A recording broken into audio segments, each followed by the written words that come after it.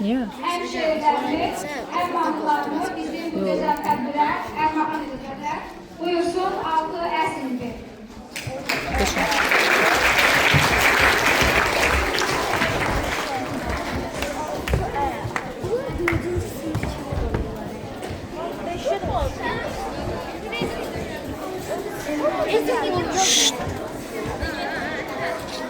Bana yer verseydin.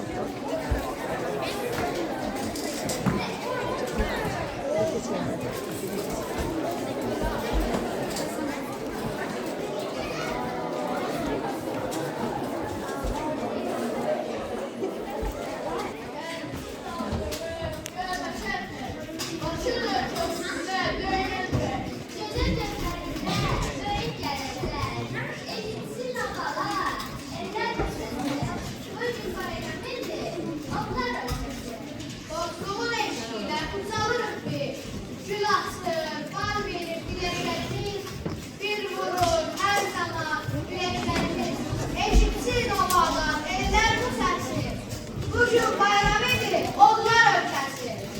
Sevinçlə öpüşür, onun hər anı. Dillərdə dolaşır, şöhrəti şanı. Zəfərlər ucalır Azərbaycanı. Eşitsin obalar, eller bu səsi. Bugün bayram edir, onlar ölkəsi.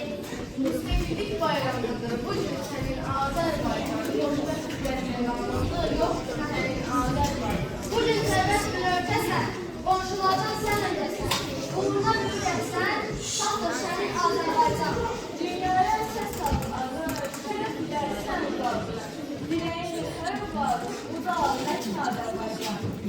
Nefti, qazın bir məlhəmdir, düşmənlərə rəhmin ələmdir, dostlarına çox kərəmdir, sədaqətin Azərbaycan. Günü gündən uzaqsan, ucalıqdan öz alırsan, heç şəkildə qocalırsan, yeni dərin Azərbaycan. Yollarında tikan olsa, yenə yolum, ölüm sənə, can vətənim, ana yurdum, qurban olsun canım sənə. Gözəl yurdum, gözəl elim, can könüldən ayrılarmı? Mənim könlüm canımsan sən, səndən özgə canım varmı? Həsrət oldun, qab düşdü, səhra sulatı hərəldik, harı sürküz nəfəsilə, budur, yenə bərabərik.